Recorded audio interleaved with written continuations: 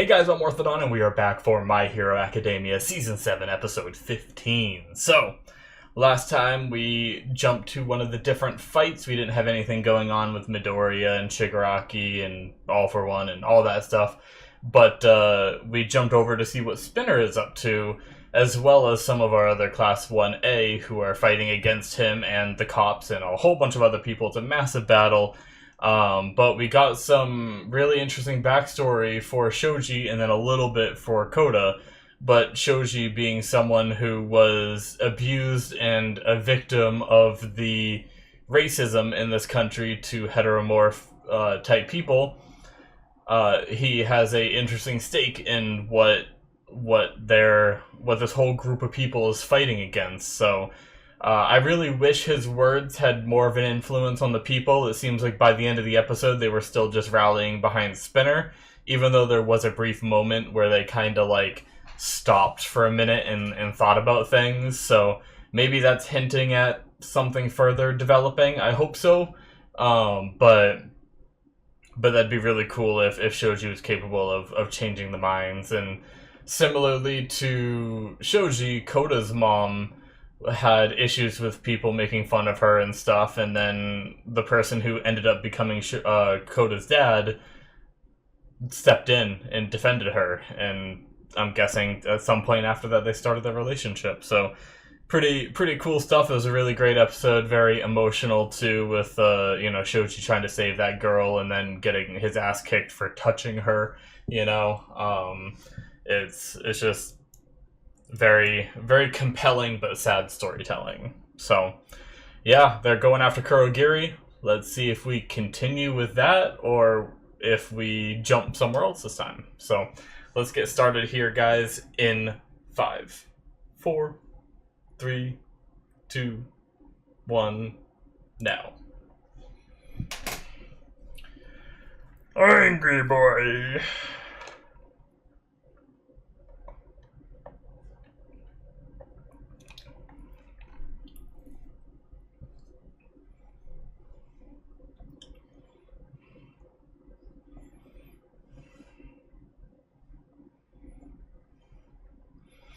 Spinner's kind of having a hard time maintaining his mind because of all the quirks too.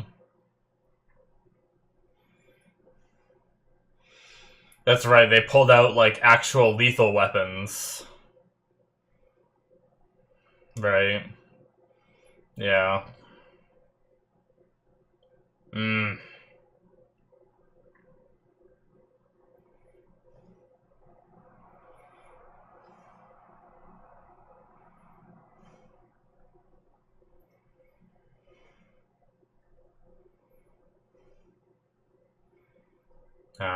Yeah. I think we had that anyway. I think. Last episode.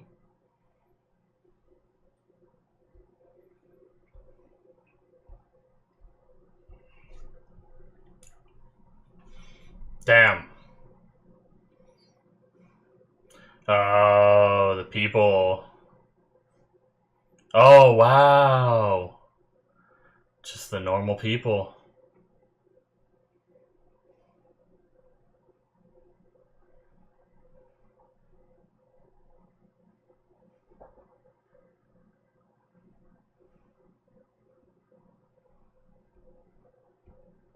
Yeah. Nice. I'm glad Shoji's words are reaching him.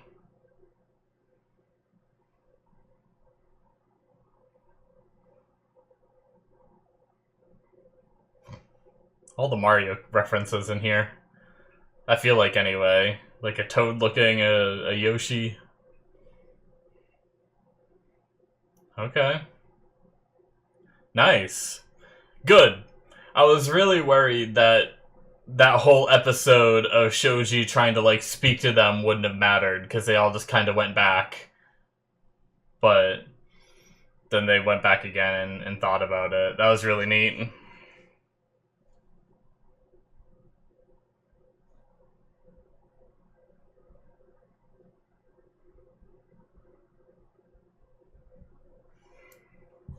All right.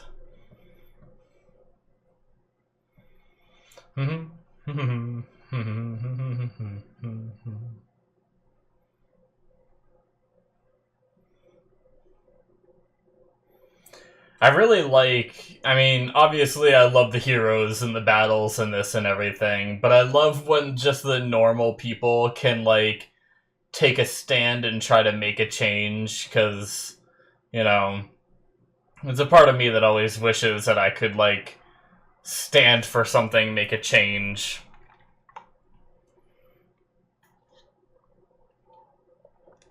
But in reality, it's so hard just being a normal person and making some kind of change in society.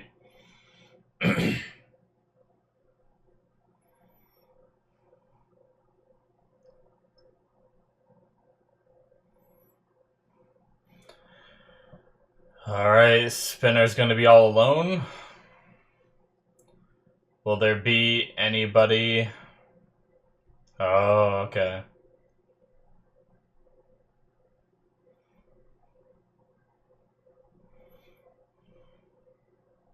Hmm.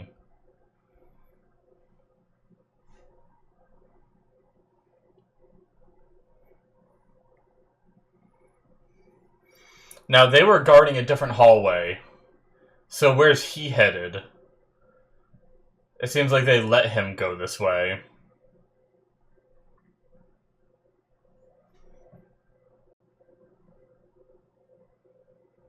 Uh-oh. Is someone here to fight him? Oh. Oh, shit.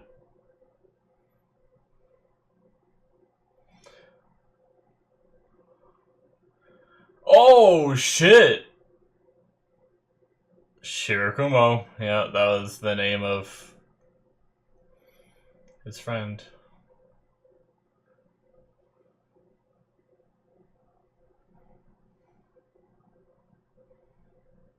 Okay, he did make it to him. Butterfly Effect. What an interesting title. Several minutes. Huh.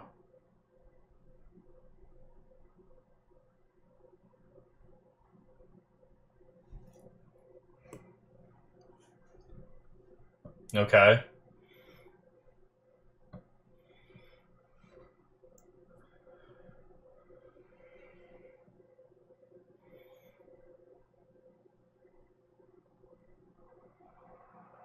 Oh, yeah, this guy. Okay, the guy that dropped his bat first before. Is this the butterfly effect? That essentially the chain reaction.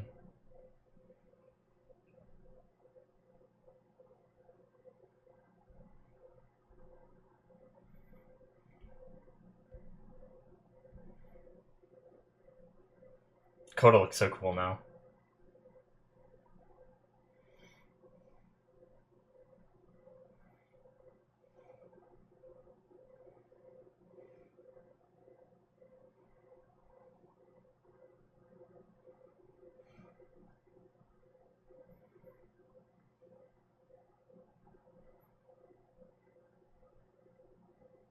Hmm.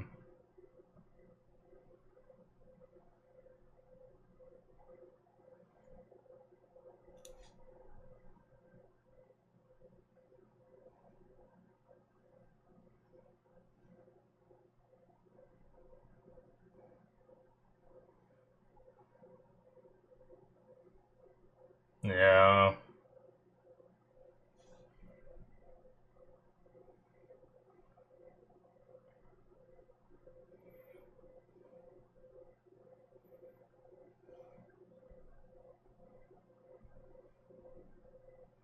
Damn.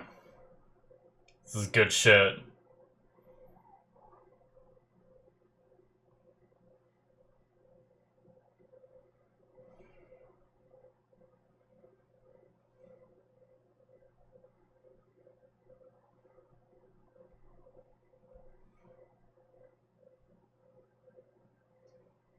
Those are some of the core members that All for One showed.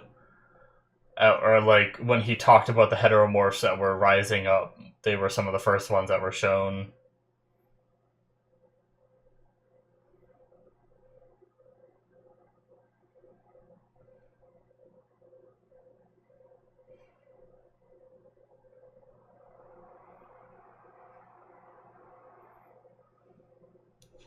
Damn. Good shit, Shoji.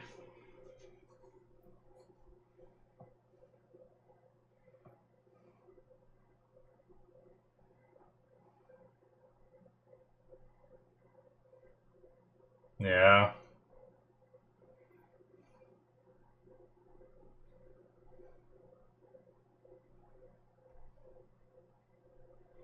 The people in the back are like, what's going on? I can't hear anything.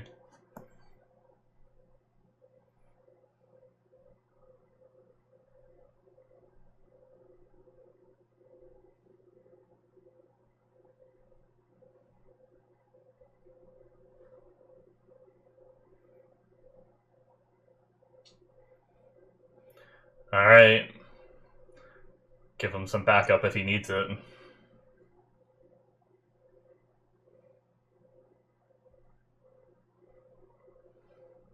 I just realized he can not have himself big all the time. I was wondering if that was just his new form, but he looks smaller on the floor, right?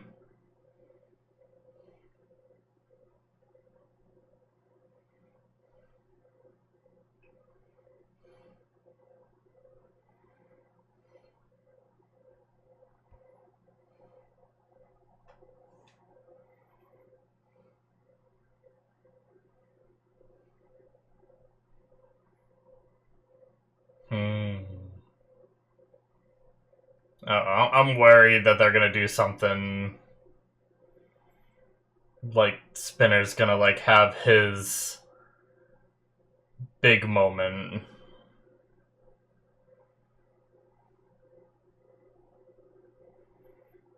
Or he could just have a realization.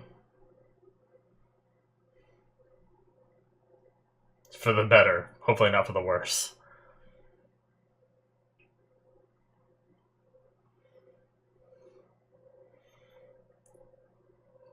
They have a hand there? Where'd the hand come from? Did he have that? Hopefully he can't like use the hand as like a, hey, this is an order from him. See the hand? I don't know what's gonna happen.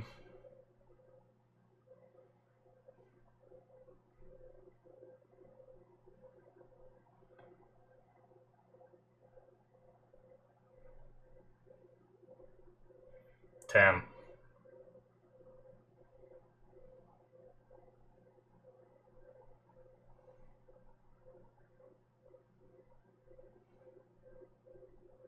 Is he thinking about killing Kurogiri? Uh-oh. Yeah, he's gonna use the damn hand. He dressed up like... Is he gonna put the hand on his face? I mean, he dressed up like Stain.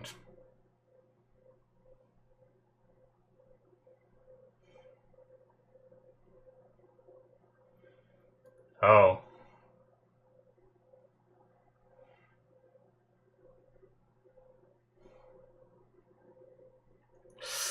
Uh-oh.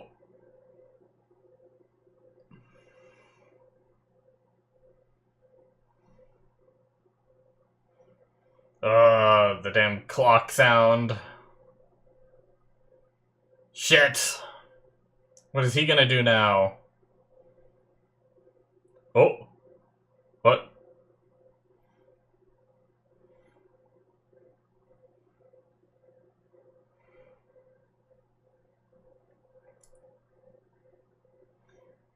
Damn.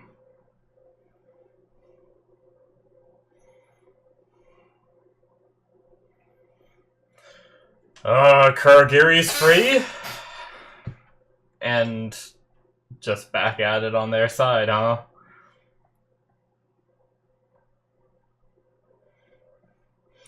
BCD News.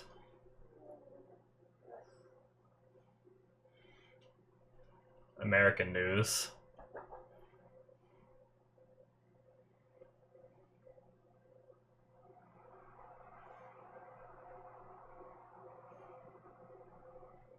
Oh. Damn. The battle's so crazy that the storm is forming. I guess that's also part of the butterfly effect.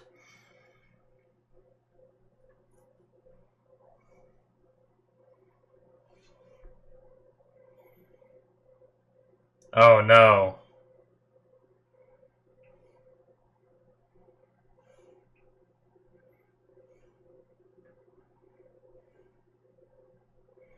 Wow.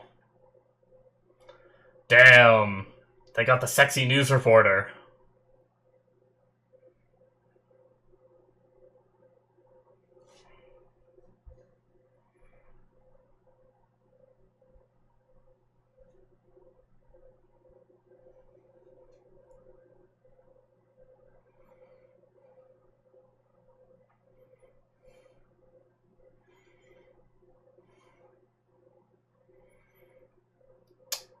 Damn, Shoto.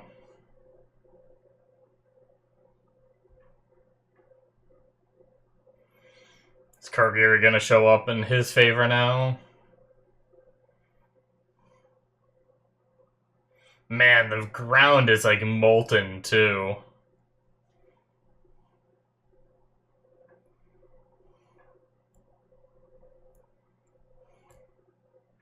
Jeez.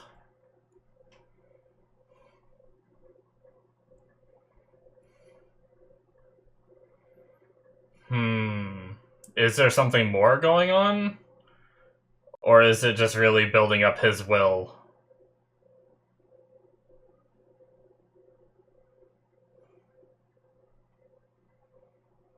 Oh, god damn it. Yep.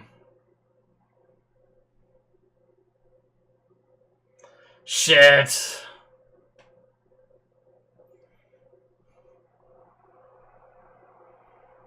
Oh no, he might get his quirks back. God damn it.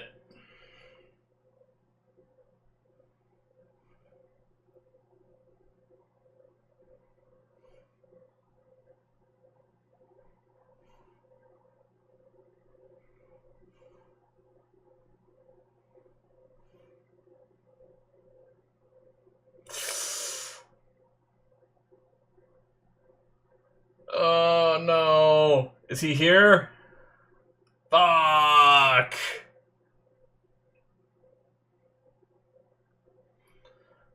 God damn it.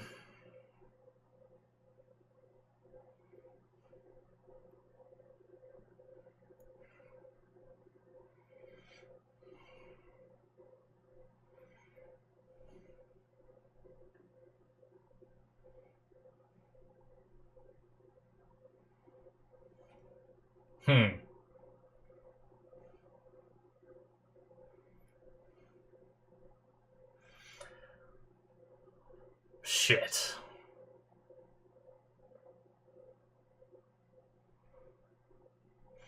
Oh shit. She did it? She drank twice his blood, son of a bitch.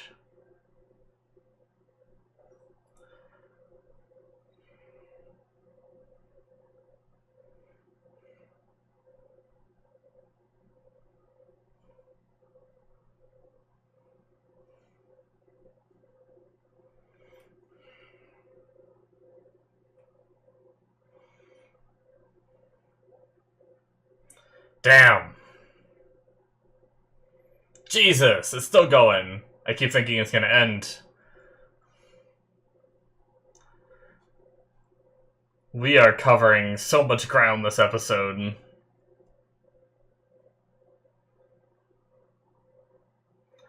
Nice.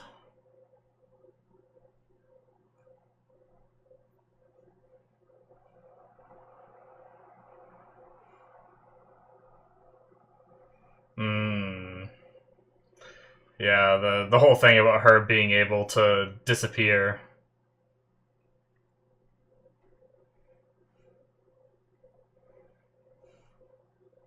Oh, nice. I wonder what her quirk is. Somehow being able to sense it.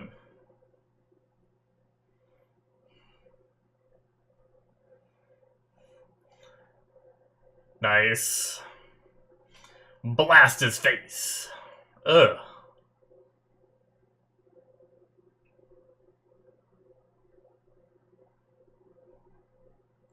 That one's crazy. What the hell's happening with him? It looks like Moonfish is there too.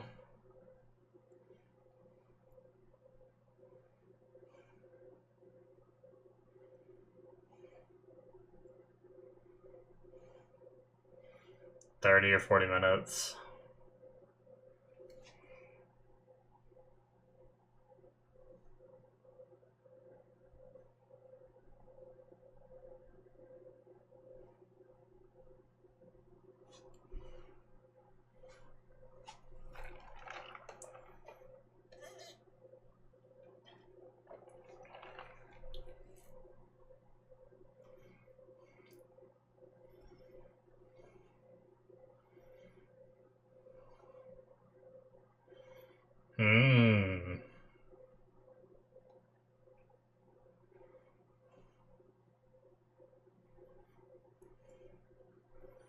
Well, instead of just acting on a whim, she's actually starting to plot.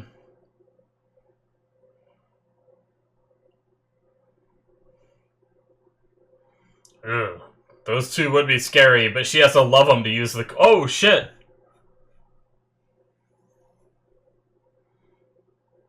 Oh, no, it's fake! Damn it! Uh-oh. God damn it. No! Sue!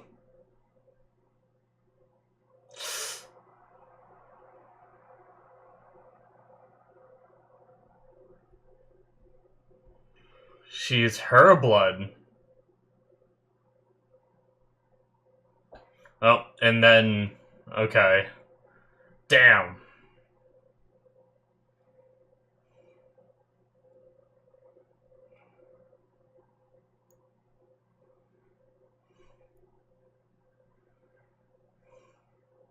And then he showed up at just the perfect time. God damn it.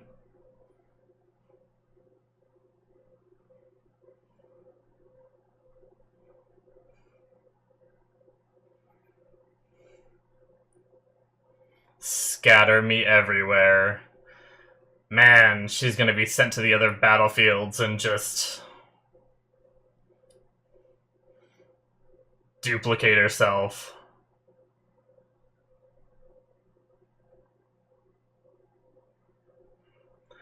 Yeah, she wanted to save her. God damn it! The present.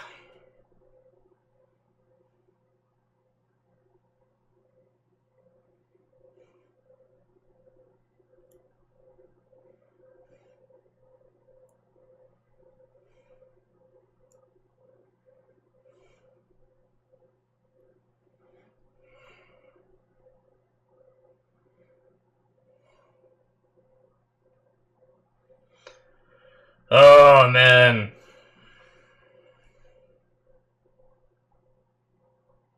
Oh, shit. Jesus. Oh, my God. Jeez. And the scariest part is this might not even be the only battlefield she's doing that at, right? Scatter me everywhere, right? Son of a bitch. Alright. Alright, well... It was looking good for us, and then it just flipped, which should have expected it. It happens. But damn. Alright.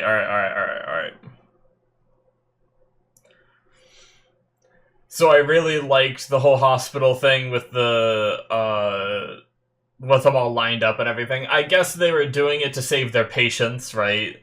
Because I was confused. I was a little confused why, if Spinner got there so easy, why weren't they trying to block Spinner from getting to Kurogiri? But that's not their goal. Their goal is to protect their patients, right? So that's why they were blocking that other hallway. Because they just didn't want collateral damage in this war. But I really like that it caused hesitation within the heteromorphs that went in and just kind of like changed them, and then they came out and stopped the momentum of everyone outside. Unfortunately, they still got Kurogiri, though. The plan still succeeded. But at the very least, now all the heroes that were going after Kurogiri can now branch out and help in other areas, right? Now that they hopefully don't have to worry about all the heteromorphs and everything. That is it, guys, for episode 15. But yeah, we had the episode title being Butterfly Effect, which I guess is just kind of the chain reaction of everything happening in various ways, right? Like, which, I mean, really, it's just chain reaction. It's not necessarily butterfly effect, but that's, I can see why it is. You know, they use the analogy of like a butterfly being stepped on, or, you know, something happening to a butterfly in Brazil affect somewhere else in the world, however they worded that there. It's certainly a interesting idea, this idea that because of all of the heat being produced from all the various quirks going off and the battles and everything are on such a large scale and all that, it's actually affecting the weather now and creating like a hurricane that is going to start affecting other countries and things like that. And then we had that news reporter or weather anchor or whatever, however you want to like call her, just be a, you know, someone who's been turned to, and I don't even know if All For One had anything to do with it, but turned to support All For One. Like, she just, it feels like she just chose on her own. It doesn't feel like it's something where All For One has something over her and wanted her to news report that. I think it's just kind of like the U.S. government in the previous episodes talking about, like, hey, we need to, you know, it's looking like no one's going to be able to stop him, so we need to try to get in his favor, and maybe we can save some bit of our civilization if we're on his side. She might just be thinking that in the same kind of way. But, yeah, not good. Going back to the whole shoji thing, it's definitely like a difficult topic, but, you know, they were saying how it was so easy for them to be manipulated into jumping into action because of the frustrations that have built up from a life of just oppression and dealing with the racist people in society and having to put up with that and all that. Is when they heard this call to action, it was like a ray of hope for them for something to change, but they didn't really have any idea on the scope of it or the way it would influence or the way it would make them feel in the moment, right? Because a lot of these people that are here probably aren't bad people, right? They probably never done anything bad in their life, or at least anything too bad. Yet they're coming out here and rioting and rampaging and fighting for this cause that they don't even quite understand. And especially when they have, like, their spokesperson, their person that's supposed to be their leader, be like, you know, what are you going to do about all the patients and everything? And then he just says, who cares, you know? It's like, then you really start to think, okay, well, do they actually, do these people actually care about making this world better, or are they straight up just here to, you know, for selfish desires? And it's, I like the way they handled it, and I do, seeing it in its entirety. Last episode I talked about being worried that everything Shoji did was going to be for nothing, and obviously it wasn't. Now seeing this episode, and that's why I didn't go too hard into, like, any kind of negative perspective of the last episode, because I was like, I need to see how it resolves first. And this is exactly why, because I could have gone hard into the last episode and be like, oh, well, we spent the whole episode, I mean, I did say it a little bit, but we spent the whole episode trying to change their minds, and then by the end of the episode, they're all just rallied behind Spinner again, and it's like, okay, well, what was that whole episode for, right? But that's why I was like, okay, well, I need to see the rest of it to know. And here we are with, you know, it's not completely over yet, but at least it seems like a lot of the heteromorphs might not be too much of a problem anymore.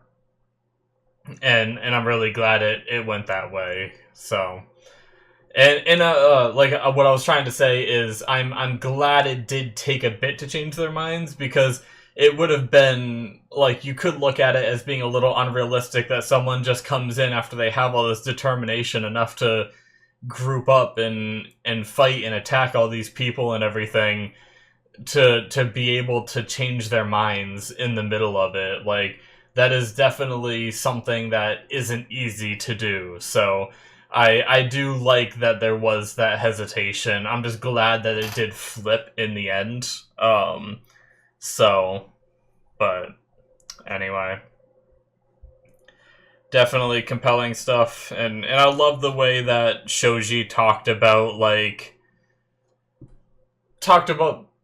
can't remember exactly how he worded it, but their ambitions, and like, because the guy was saying, I hope you don't like laugh at, I can't remember the term he used, but basically, I hope you don't laugh at me for the way these things turned out, and like backing down on these convictions and stuff like that. And Shoji talked about how they're like a shining light to him, because he doesn't completely disagree with the desire to rampage like they did here. He understands it and everything. So,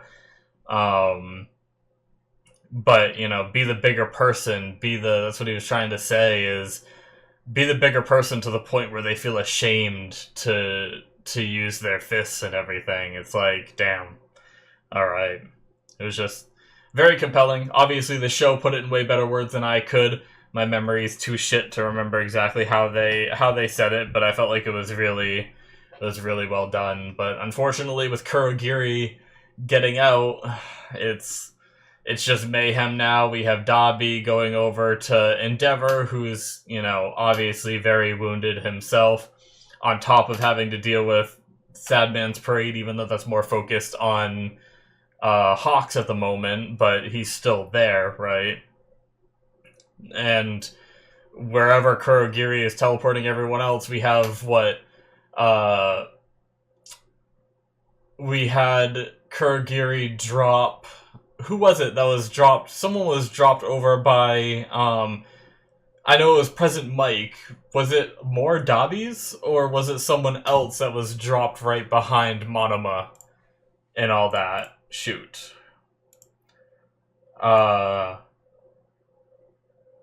Let's see here.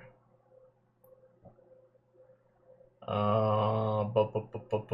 was that?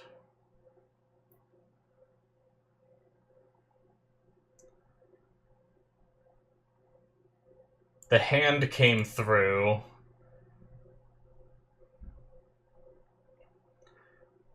And Present Mike came through. But did anybody else come through?